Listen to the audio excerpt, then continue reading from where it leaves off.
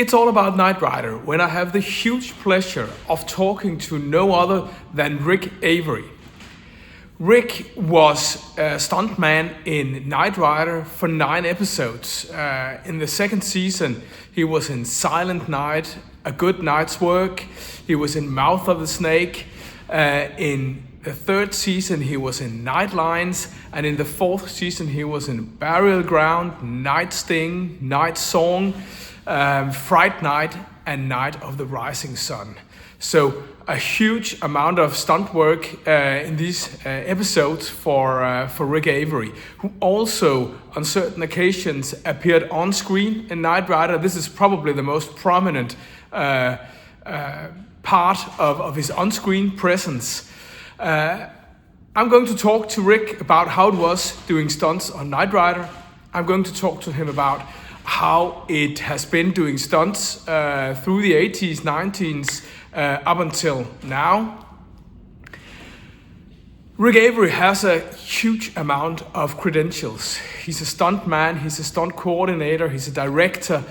He's been awarded for the biggest car crash from the Blues Brothers 2000 movie. He's a member of the Motion Picture Academy. He's a martial artist with loads of different titles. He is a boxing masters champion as well. He's a helicopter pilot. And during his career, he's been a regular stunt double for John Travolta. He's been, and still is, a stunt double for Robert De Niro. So this is a man with a list of credentials very, very long. Today, we're going to talk about Knight Rider, so lean back and enjoy the ride. I think we're okay. Okay, Mr. Avery, welcome to my living room. Welcome to Denmark. It's a huge joy to talk to you. Thank you. Who's that handsome guy off your left shoulder there? Yeah, I don't know.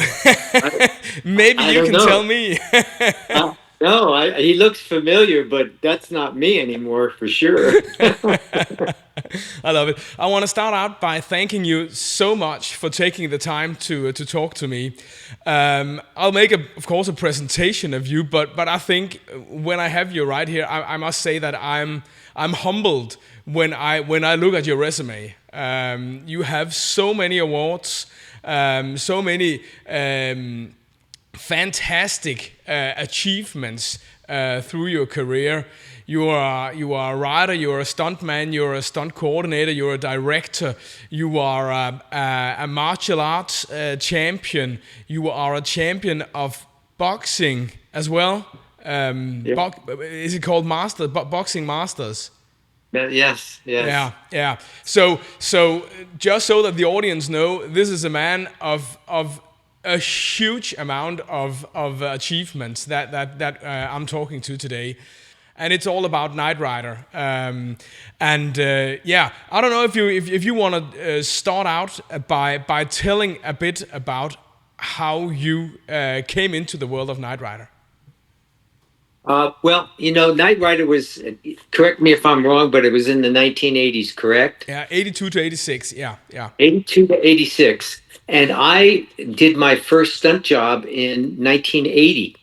So I was a very raw, new stuntman at the time.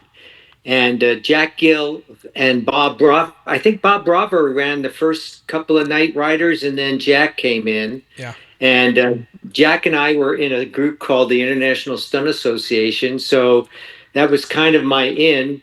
I remember the first time he called me to work, I was a few hundred miles away in Mammoth on a ski lift.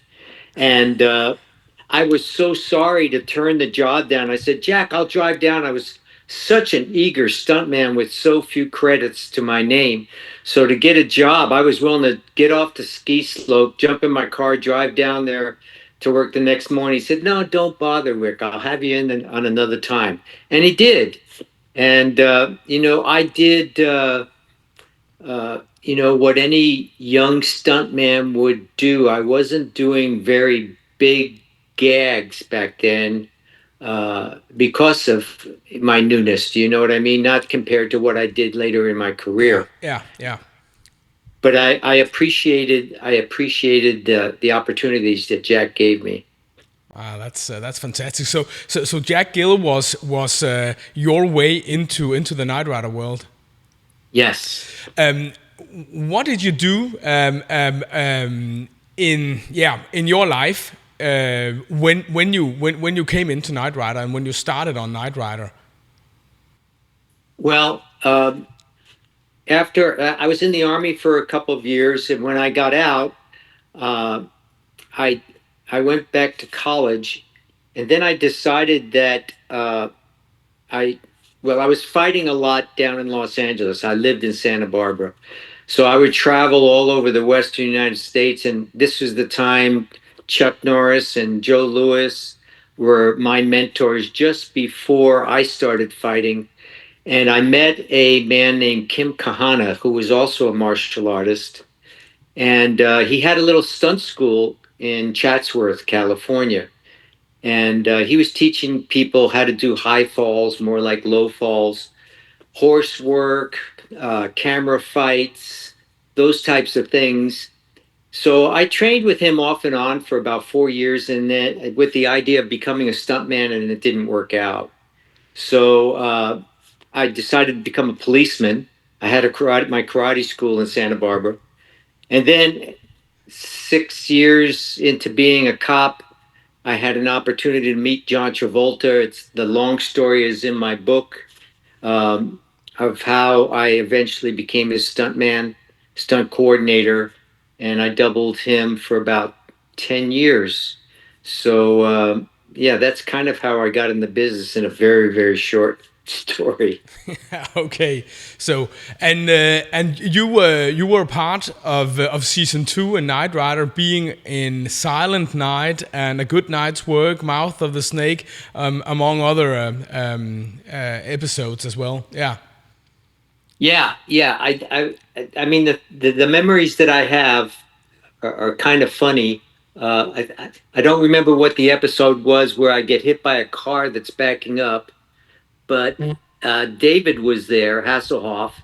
Jack was there, and the scene was this car has to back up really fast. It hits me, and I go over the back of the car.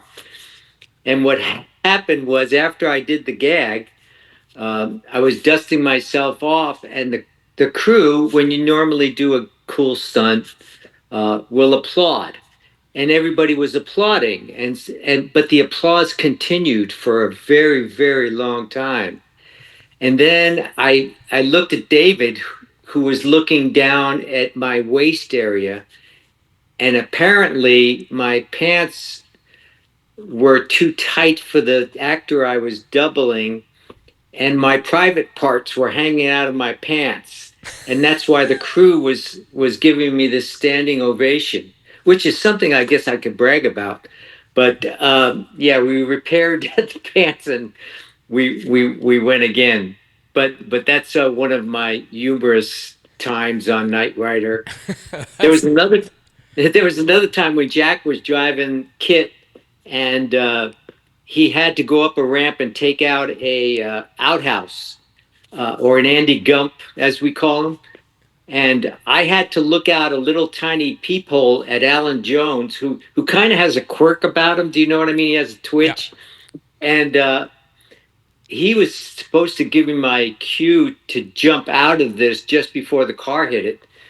And I could hear Jack coming up the ramp, and the front tires hit the ramp, which was only a few feet from me. And I saw Al, and he was kind of trying to give me the signal, but it wasn't coming out. So I went out on my own, and I'm happy I did because it was pretty close. But yeah, we had a lot of fun on that show. Working with Jack. Jack likes to have fun, and that's kind of what all stunt people like to do. And yeah, I had a lot of fun working on those episodes.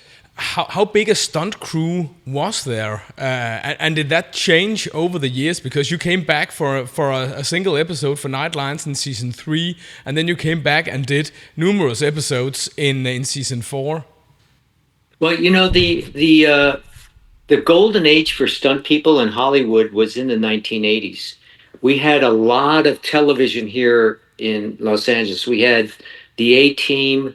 We had Starsky and Hutch earlier, Knight Rider, Riptide, The Fall Guy, and there were only a few hundred of us working as professional stuntmen back at that time, and women, even fewer women. And so we would go from show to show, sometimes working 2 or 3 shows in a 24-hour period. And so when you ask how big the crew is, I guess you would say that Jack was choosing amongst a few hundred people that would repeatedly come in. But I remember my first episode. I There was kind of a riot going on, and I was the guy in the front of the riot. And I made sure I was in the front because I was new to this and I wanted my mother to see me on this episode. So Okay. I put my face out there. And when we wrapped that day, Jack said that wasn't too smart, Rick, because now we saw your face and I can't have you back for a few episodes. So I then learned that as a stunt person, if you want to work continually on a series, when the camera looks to you, you kind of look away, Yeah, yeah. and that way you'll be back. Yeah, that makes sense. You totally forgot in a good night's work here, where you're driving the truck with kid in the back. Yeah, I've totally forgotten. I mean, I have. It's so long ago. What is it? 40 years ago Yeah, that I only have little memories. I remember dressing as a ninja and doing a fight with David with a bunch of us yeah, up at the Sconso Gardens. I remember Tom Elliott and I getting hit by a bunch of 50-gallon drums taking us out. I don't know what episode that was. Um, I remember driving a little bit with the kit car jumping over us. So it's little flashes. Do you know what I mean? yeah, yeah. Of memories. So when you show a picture like that, I don't even remember that at all until Yeah. you showed it. Okay, I like that I've been able to surprise you a bit by that. I saw Yeah. you on IMDb. You're credited for being in Mouth of the Snake, so I watched it, of course, and I think that I found you in Mouth of the Snake as well as a commando, Oh, and when I watched A Good Night's Work here afterwards, I was quite convinced that was the same person. So yeah, I just put two and two together. So yeah. so Yeah. did you do all round stunts? It was not like because you have a lot of credentials in fighting as of today, but it was all round stunts when you were on Night Rider. It wasn't just the fighting scenes. Yeah. I think I have to give credit to Alan Gibbs, who was my mentor at the time. He was the president of the International Stunt Association. And on weekends, he would train us how to do saddle falls and how to do, various different types of stunts. And so I was learning it as I went. I had been a martial artist for quite some time. So I knew how to do a fight, but I didn't know how to do a picture fight. And had to find the camera and line it up and stack it up for hits. But over time, I learned how to do that, and yeah, Jack gave me different opportunities to do different things, which is what a good stunt coordinator does. He watches what your abilities are. He doesn't give you too much too soon, and that's how you grow. Yeah, yeah, yeah. So, um, was it all second unit? Do you remember that? You mentioned that you were also with David Hasselhoff. How much did you interact with the actors? A lot, a lot. I don't. I think all of the shows we worked on, it was maybe 1 or 2 second units. Yeah. All the rest were first unit, I believe. Okay. Okay. Yeah. Yeah. So any memories regarding David Hasselhoff or other of the actors? Yeah, the only memory I have of David, I actually went to his home once for dinner. I don't remember what the occasion was, but just lots of laughs and fun. I mean, that show was based on lightheartedness on the set. And when you have a TV series, that's really important. Do you know? Yeah. Especially with the theme of Knight Rider. Uh, it's all about having fun. It's working hard. It's 12-hour days. Most television series start working days early in the week, and by the time you get to Friday, you're working all nights. Yeah. So Yeah. the weekends are really short to recover.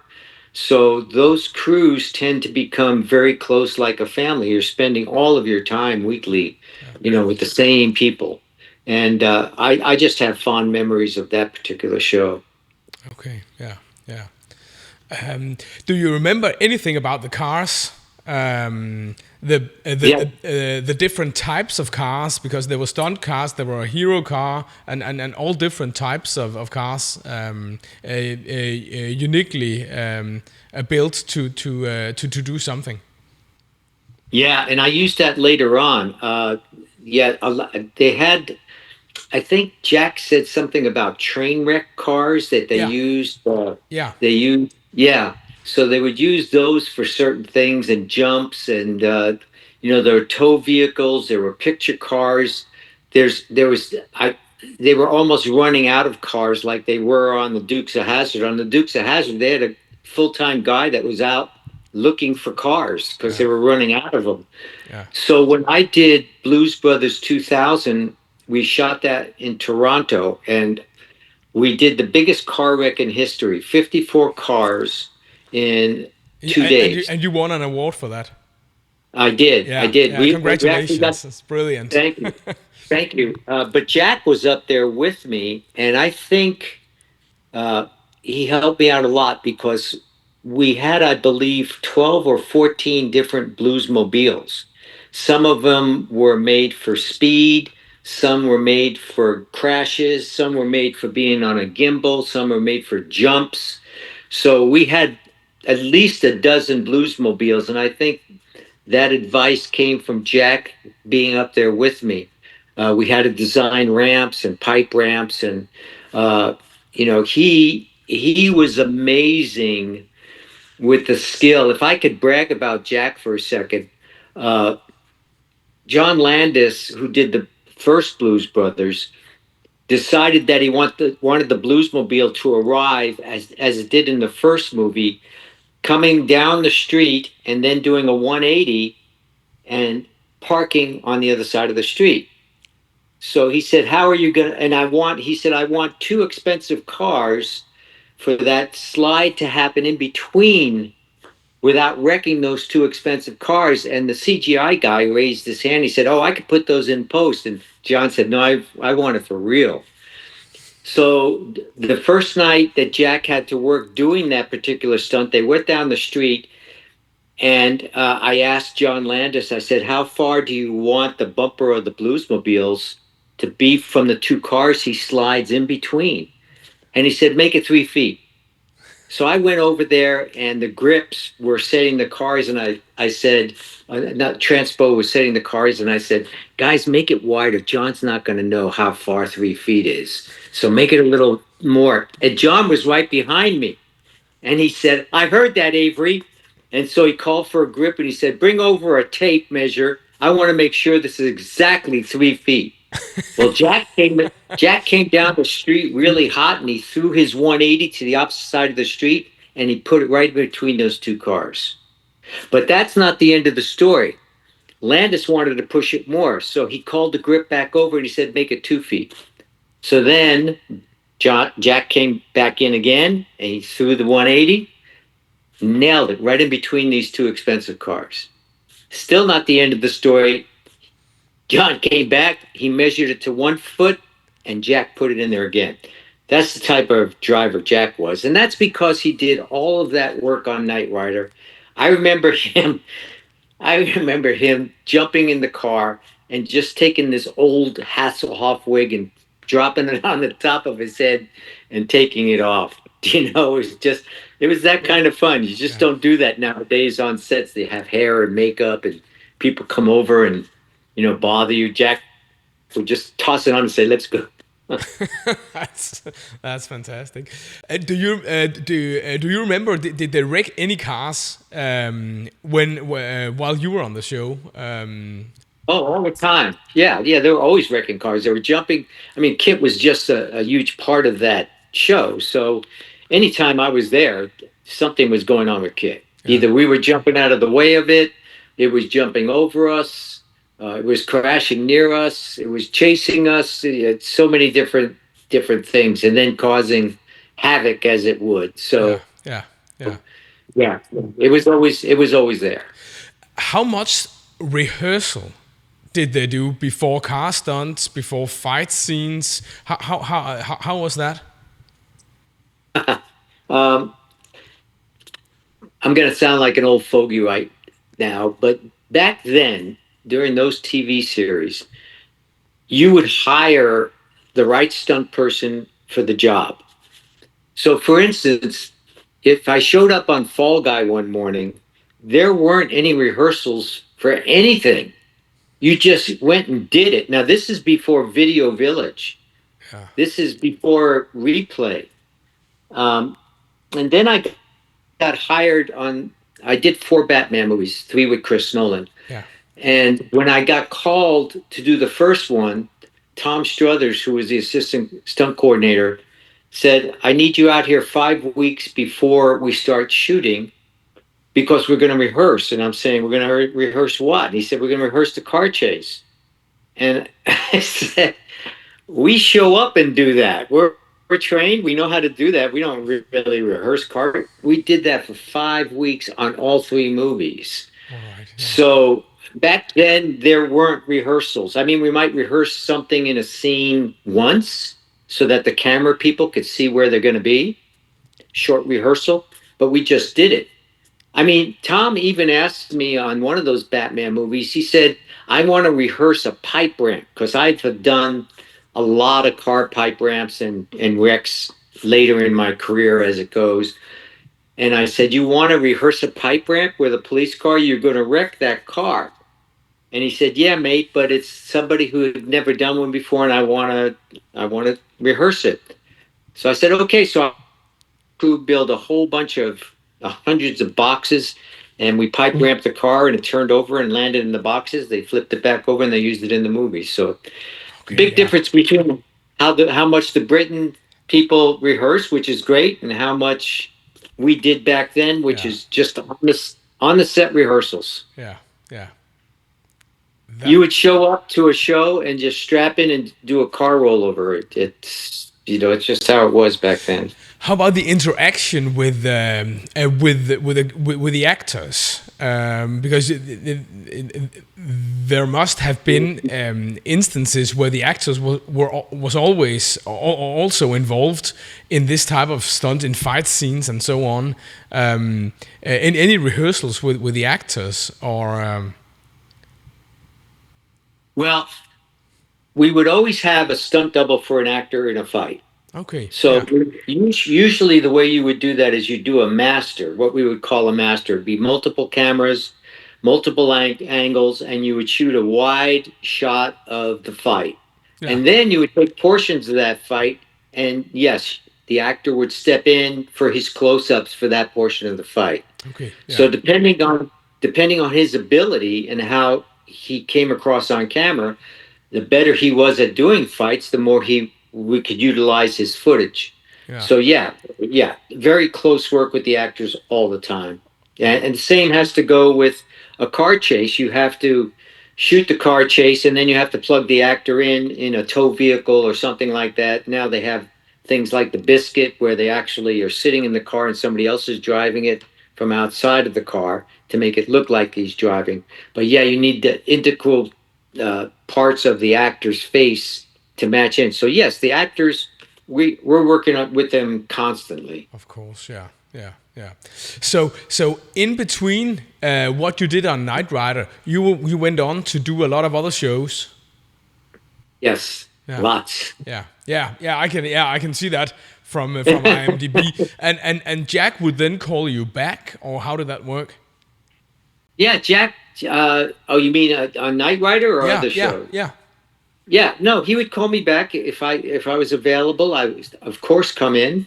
If I wasn't, he'd say, "Okay, I'll call you on the next one." And we were all.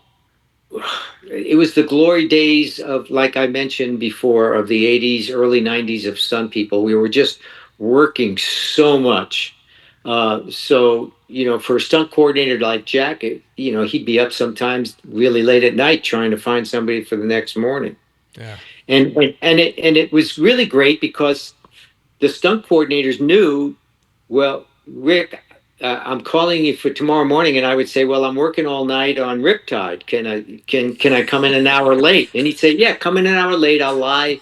I'll tell them that you have explosive diarrhea in the dressing room or something. So I the love it. coordinators were, yeah, it was really cool times because you'd show up on the set, you'd maybe do a shot, and then you'd go back to the honey wagon. He'd say, grab some Z's and go get some rest time, and then they'd call you back out when they needed you. Yeah. Yeah.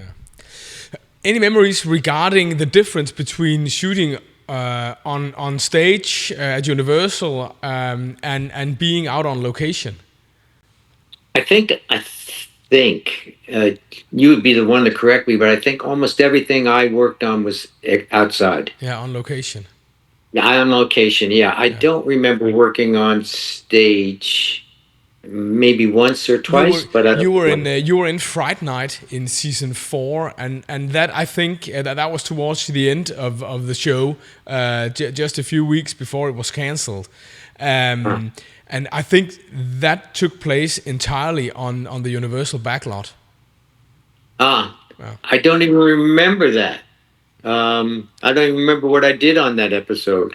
Okay, we'll have to see. I don't know how much you can see on your screen, but I have Yeah, some of the episodes that you're in here I'll be down. here behind me. I don't know how much you can see, but I know the episode that you talked about with the car backing into you. I know the episode that was in, and I can of course find that short clip so we can see it. Um, but I don't know if there are any more memories regarding things you did on the show. You mentioned the ninja fight as well. Um, yeah, from that was actually from I think the second to last episode to be filmed. I don't know if you remember anything, any changes from when you first were on the show to the last couple of episodes you did. As I said, A Night of the Rising Sun is the second to last episode to be filmed. So I don't know if there were any changes with the producers maybe playing down the stunts to make it cheaper. Ah, yeah, there's always that. As a TV series evolves, everything becomes cheaper in the end. I do remember, we get residuals Yeah, by being in the Screen Actors Guild. And for someone who's listening, that means that whenever you're on a TV show or a commercial or a movie, you're paid for that every time it shows for life. Now, it might only be 10 cents that you're getting after 40 years or $100 or something, but the bigger that your resume is, the more checks you get coming in when yeah, you get older. yeah. There is something called oh I can't remember the term. Um, when the show opening happens every episode, they'll show clips from prior episodes. Yeah. Now, Jack was in all of those clips. I can't remember what the terminology is, but for them to use that, they had to pay him multiple contracts. And they were getting upset with Jack saying, can't we just pay you one fee because it's getting too expensive to show these clips at All the right. opening of the show? Yeah. I can't remember what they're called. Um, and Jack says, well, if you don't want them, then don't show them. That was his answer. That's you, nice. you see, because producers got pretty smart. They got really greedy.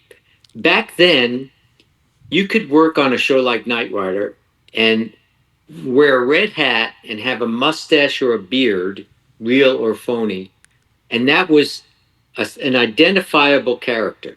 That was one contract. But if you changed clothes and played a different person in the same stunt sequence, that was another contract. So you could show up on a show and get 2 contracts, maybe 3. Well, they got smart about that and they eventually negotiated with the Screen Actors Guild and said, we're coming up with something called a utility stunt. That meant that no matter how many times you changed, you had only one contract. Yeah, all right. And Yeah. the only chance you got to get a second contract would be if you were doubling somebody. Yeah. So all of that, we made a lot of money back then doing that. But the producers got smart, and yeah, that's what happened. Yeah. Yeah. Can you maybe talk a bit about, because you've been a second unit director, stunt director, and also stunt man. Can you try to tell us a bit about how's that work different? When you're a stunt man, you just come in and someone else tells you what to do, and if you're a coordinator, you have to make sure that everything works. Or can you maybe expand a bit on that? Yeah, it's changed over the years quite a bit. When I first got in the business, I came in as a martial artist, and I didn't want to really do martial arts. I did that enough at my school and competition, but it was my way in because back then the need was great. There was a lot of martial arts television shows, kung fu movies coming out, and there weren't very many qualified martial artists in the business, stunt wise, mostly cowboys. Yeah. So when I started to coordinate, I realized that there's some stunt people that are very happy just being bag carrying stunt people, meaning they show up with their bag of pads and they're happy just to do the job, be told what to do, and have fun. A stunt coordinator, for me back then, it was a chance to be in front of camera and behind the camera. So for me to be able to do a pipe ramp or a car chase, I would plug myself in to do that. Yeah. So I would coordinate the sequence and then I would appear in it, just like Jack Gill did. So it was opportunities for me to grow as a stuntman, putting myself in a position to do high falls, to do fire gags, to do car rollovers, things like that. Yeah. And that's what developed my experience over the years. Yeah. I also realized that it enables you to be creative with the director. So the job of a stuntman is to read the script, break it down budget wise for the producer and UPM, and then to meet with the director and to put his vision on camera. So Yeah. for different directors, some directors give you all the responsibility to develop that scene, and some directors know exactly what they want and they just tell you what they want. Yeah. So then I used my time as a stunt coordinator to get behind camera and ask them, why are you shooting that at 22 frames? Why are you shooting that at 20 frames? Well, we want Jackie Chan to look like he's faster. We want, the car chase to look like it's faster. And why are you using that particular lens? So when the time came for me to do my first second unit, I was prepared. I knew exactly how to work camera, how to shoot the speeds of it, how the angles work, because I used every day studying that when I was a stunt coordinator. So it enabled me to go on to be a second unit director, and then enabled me to direct a couple of movies and a documentary on my own. Yeah. Yeah. Yeah. Okay. It's all very good, and I think it's a great stories you have and great insights into how stunt life was like back in the 80s. It's brilliant. I've gathered, or I have a DVD in my a player here. So I have a couple of scenes that I'd like to show you. Now I don't know if you can see them. I don't know if you I can remember. see them. You can see them. And I think actually you're also in this scene. You're trying to steal Kid. I don't know if that rings a bell. I think that you're one of the truck drivers in this scene, arriving shortly and trying to put chains on Kid and get a and yeah and actually steal him. Yes, yes, that brings back memories. Yeah. Yes. So and while that all this is happening inside the factory, just give me a second. I think you'll come up. Yeah, yeah. Here you are. Just Oh yeah. yeah. This this scene. Yeah, you're coming up there. I think in the truck Ah, yes, yes.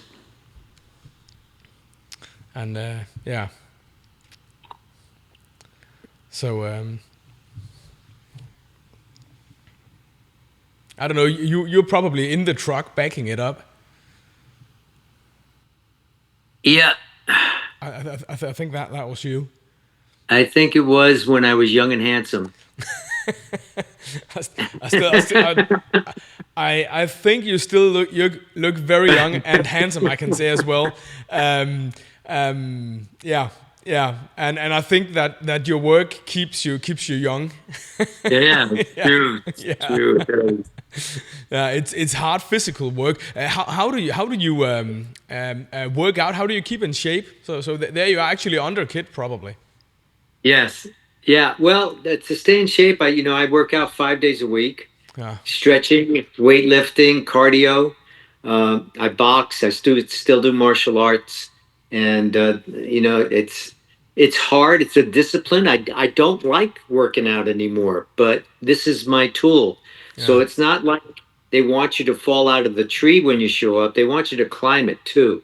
So I learned early in my career that you can't show up and not be in shape. You might be doing a foot chase or climbing things, and you really have to be in shape. So it's a curse and a blessing. I'm blessed because I'm in good shape, but it's also a curse because I hate working out. yeah, Um, Also nowadays, Jacob, they're making parts. So I just attended the Legends dinner that the Stuntmen's Association has every year, yeah, and everybody, the young guys as well as the old guys, were all limping around.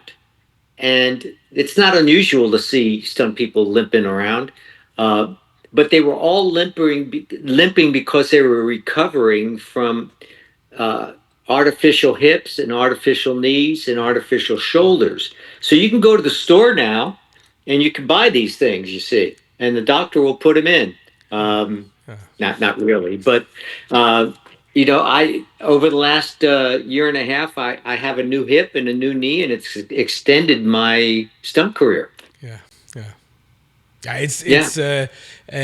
I can understand that it's immensely physical, hard work. Yeah, yeah, Yeah.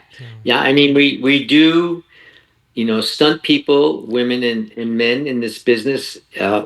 It's part of our personality. We want to please. yeah. And sometimes doing multiple takes, falling down the stairs or whatever, or getting hit or fights or being jerked into a wall, uh, you Jumping know, into a tree, perhaps. jumping into a tree, it does take its effect over time. And I must admit, every morning when I get up, it takes a little longer to get out of bed, and to loosen everything up. But that's the nature of just aging for anybody. Yeah, yeah. Um, so I wouldn't change it for the world. Oh, that's We abuse. There's something wrong with us. We abuse ourselves to please, and that's just part of the personality of stunt people. yeah. I don't know how soothing it is because when you started talking about how you got into stunts, I don't know if I dare ask the question, but what did your parents say? My mother thought I was crazy, but I realized from her friends that whenever I wasn't there, she would brag about me. Yeah. So my son was on this show or my son was on that show, but yeah, So it was okay. Yeah. she thought I was crazy, but she also thought I was crazy. I only had 6 months left, one semester in college, and I quit college to buy a karate school for $1,000. But All that right. karate school enabled me to feed my family. It got me to connect with stunt people, and Yeah. eventually led to for me to get into this business. Yeah. So um, she was upset that I didn't graduate, but in 2020 during the pandemic, I went back to college and I got my degree. And what's interesting, Jacob, is the degree showed up in my at my home on Mother's Day, and when I opened the envelope, it was right near a picture of her. So I know she was happy that I went back to college and got my degree. Fantastic, fantastic. Yeah. What a fan. Well, what a great story. What a great Yeah. story. So, all right, yeah, yeah. I'll just fast forward. We're in the scene here where you are driving the truck. I love this quote you have that it's like the car has a mind of its own, and that's actually exactly what it has in the show. So Yes. yeah, yeah. So Well, we get a chance as stunt people, if you don't mind acting a little bit. We call those under fives. yeah, So what they mean by an under five is that you have 5 lines or less. But over time, a lot of stunt coordinators would find, oh, call so and so. I know he can do the line, because some stunt people can't, and they don't want to. They don't want anything to do with dialogue. But I've had the opportunity, I think, in 50 movies and television shows to have parts like in Heat or Batman yeah. uh, Begins, or one of the, not Batman Begins, but one of those. Yeah, I've had the opportunity to do quite a few parts as an actor, which is always fun. Yeah, I can imagine. I can imagine. Yeah, So because it's not a big thing. To do under fives is really great. It's not really that pressing. You're not developing a character. You're just doing a particular scene. yeah, yeah, yeah. Oh, I do remember this sword fight. Uh, yeah, I remember that actor. He used to work a lot. Yeah, yeah, he was a brilliant actor. Yeah, Yeah, always the bad guy. yeah, exactly, exactly. So I remember being on set, whether it was the same day. That's Andy Gill, I think, coming out the back.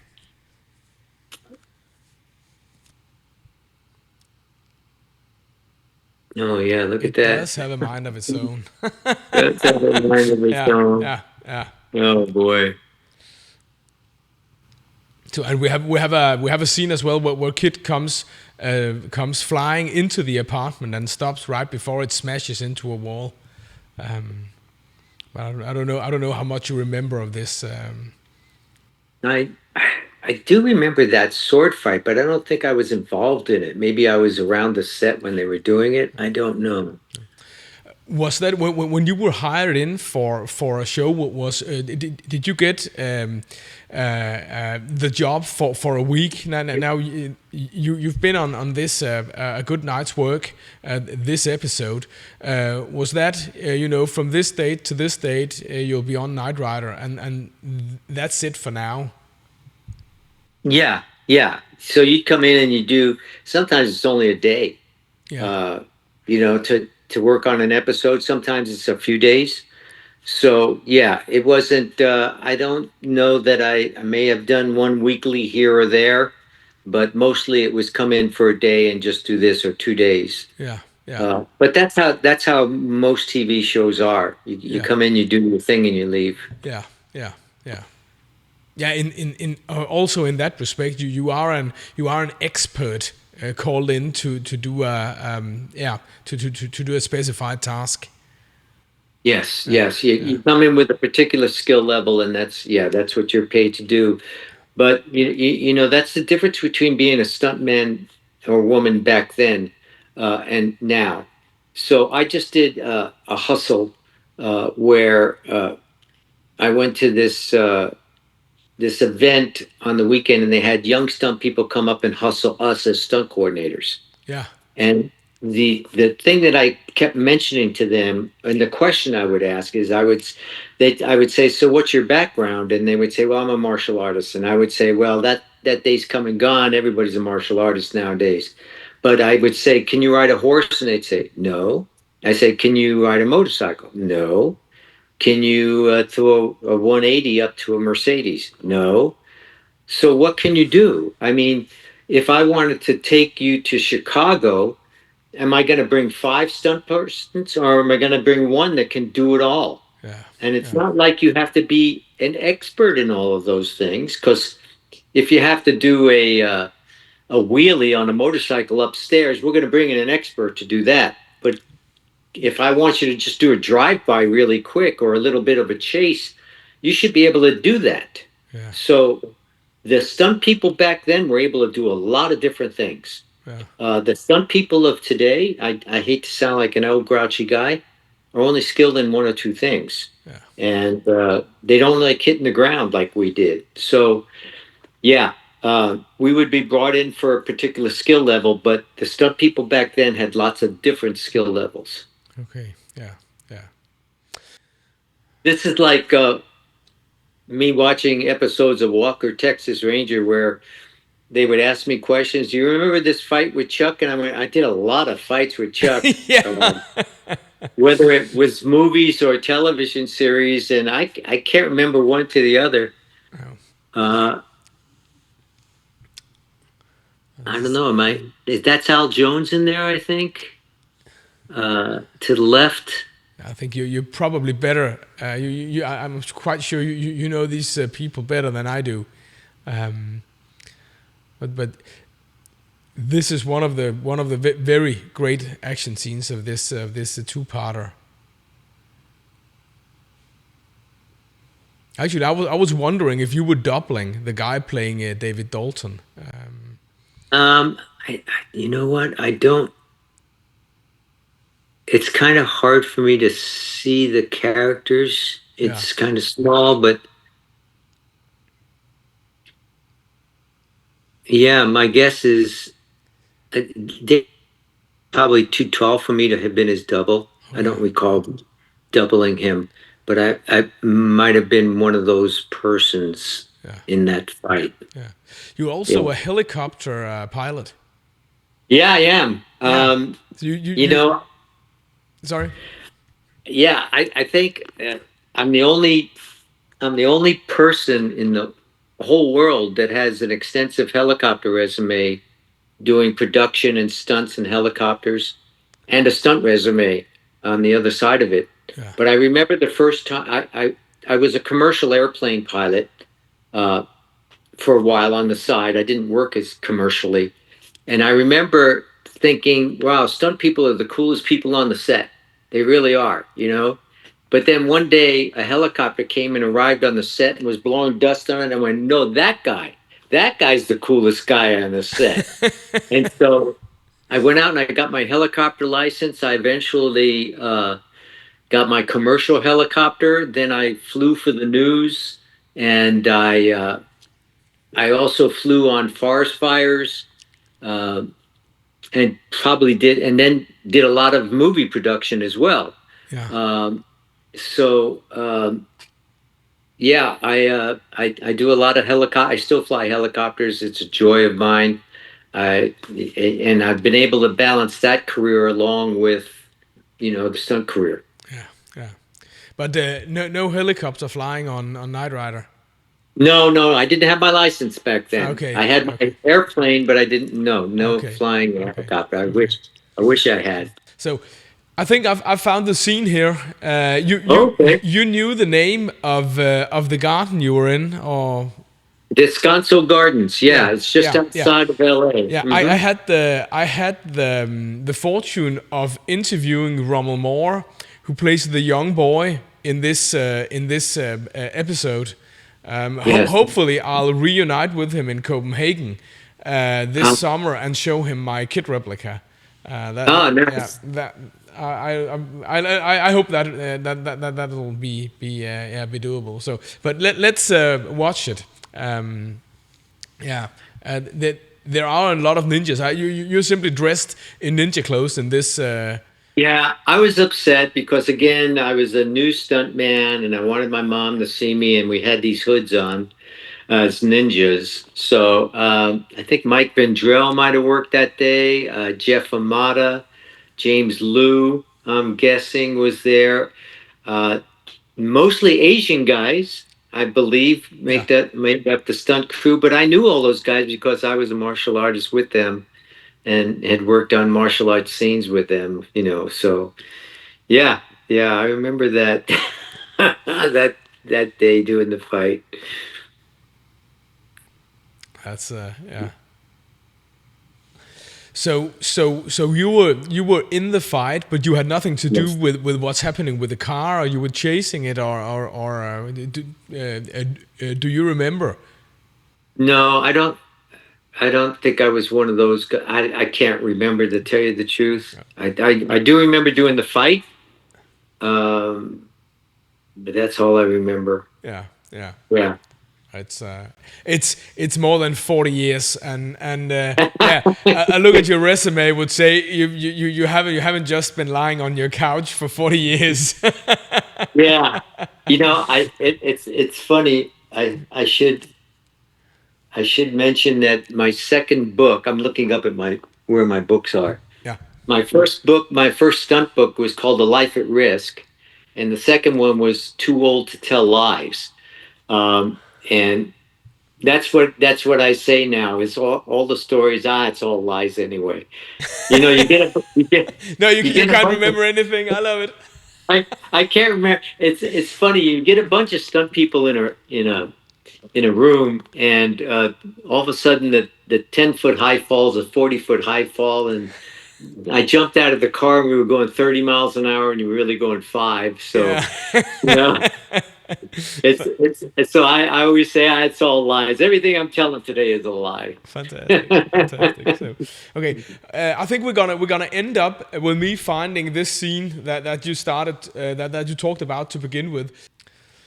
So how would it usually work? You said that you doubled the guy that the car ran into. Would you be doubling him in all of his scenes then, or if That they? actor, I've doubled that guy a couple times. Yeah.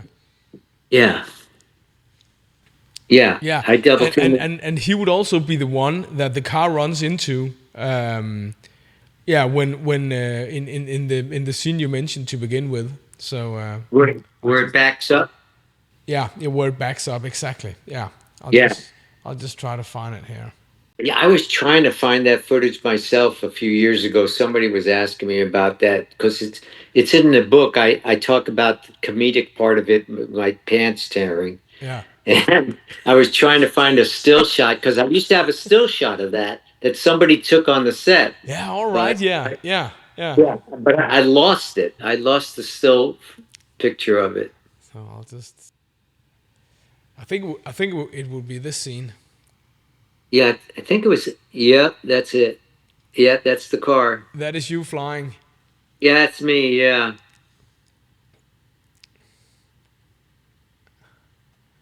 it's Yeah, backing up, right? yeah, he is.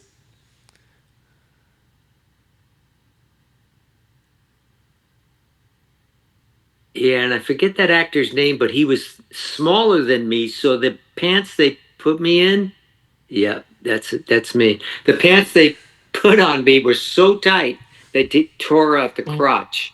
So that's why that's why I got a standing ovation from the crew that kept clapping and clapping and clapping. Of Yeah, that was course, pretty funny. of course. That is brilliant. Just just let me see if I can find that other.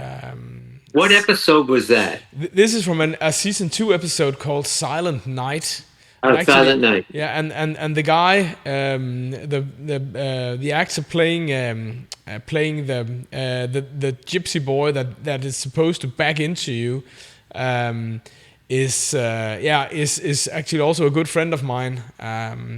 I interviewed him numerous years ago. So I think back in 2021 probably, and met with him at Southern Nights Atlanta, a Night Rider convention. Wow. And also, I last year I was in New York with my girlfriend, and we met up with him and had lunch at a New York restaurant. So yeah, so he's Oh, actually nice. a good friend of mine. So yeah. Oh, I wish I would have known. I was in New York working all last year. we'll have to coordinate There you go. the next time. I don't know if this is Okay. the scene. It could be funny if it is, but I'm not sure if it matches. Yeah, it was at a construction site.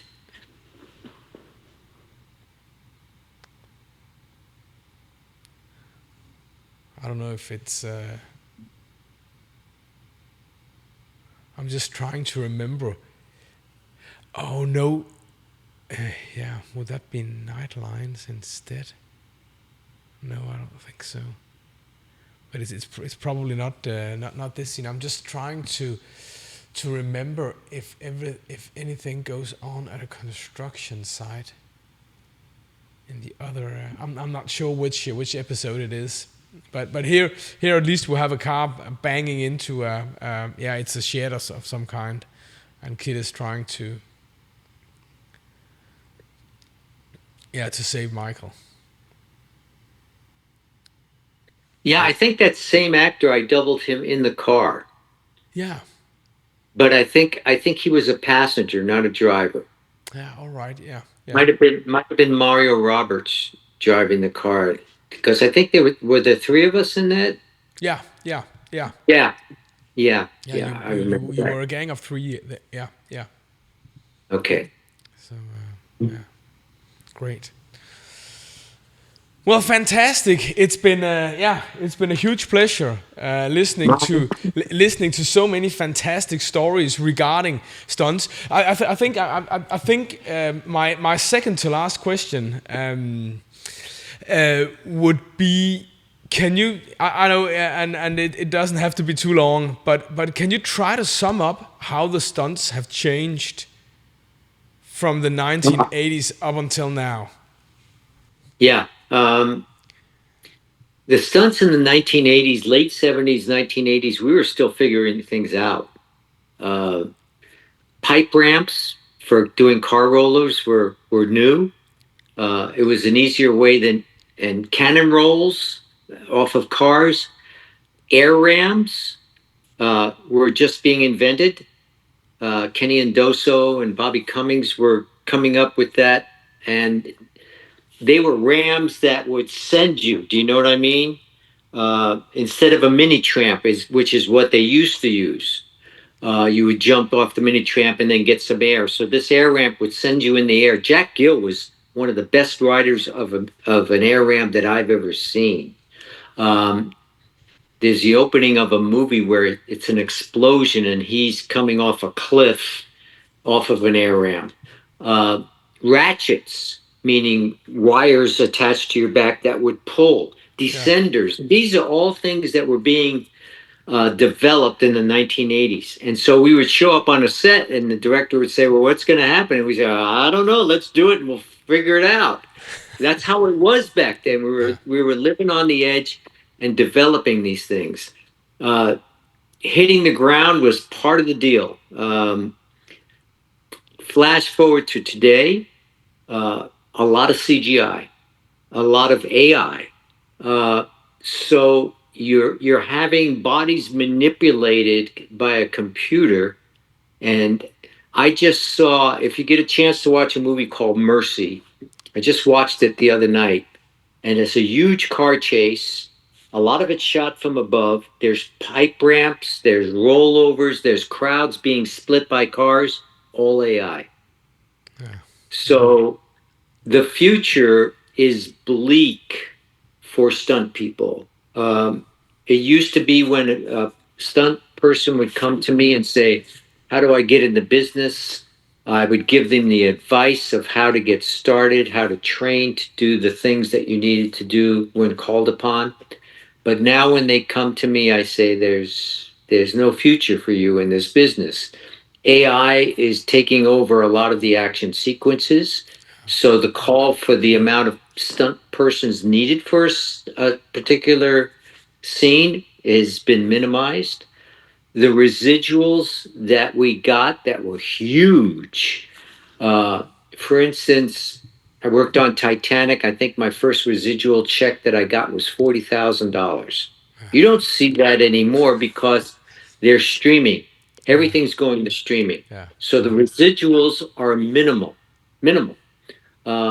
So the future, so for a stunt person nowadays, back in the old days, if you weren't working for a month or two, you had a slow time, the big residuals from television were coming in and feeding your family. Today, uh, I don't think that the younger stunt people, when they get older, they're not going to have a large residual bank to take them through the slow times. Yeah. So that's the difference is there's a lot of wire work nowadays. So people are performing stunts and there are wires. They talk about having a talent on wire. No, not a talent. You're a passenger. Yeah, you need to be able to manipulate your body a certain way. But, I've done this type of wire work and I'm not a gymnast. Never have been able to manipulate my body that way, but the wire manipulates you anyway.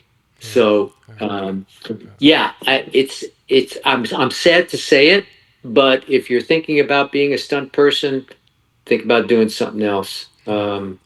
Yeah, the days are not long for this type of profession. For It's there'll always be some. Do you yeah. know what I mean? Yeah. You'll always need somebody to do a fight and do this and do that.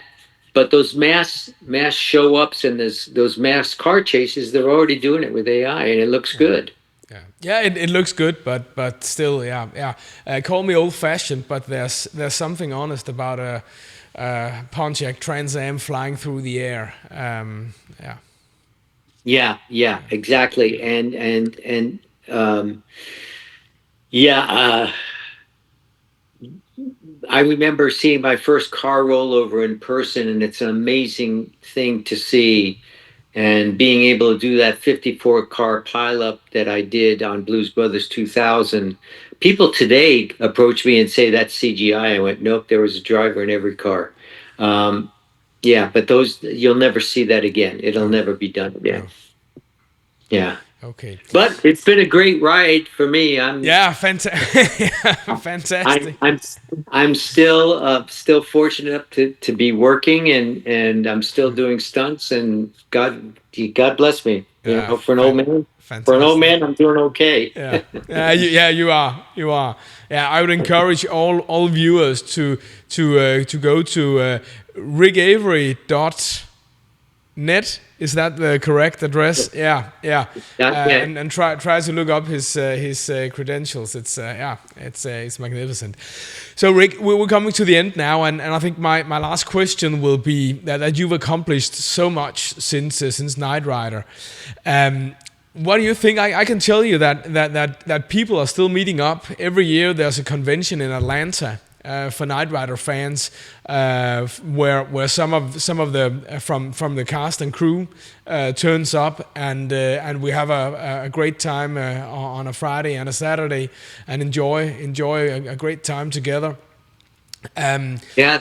What do you feel when you hear that a show that you were involved with still resonates to this day, and that people are still finding a great joy, and the fact that the two of us are talking is a testament that people want to know about Knight Rider.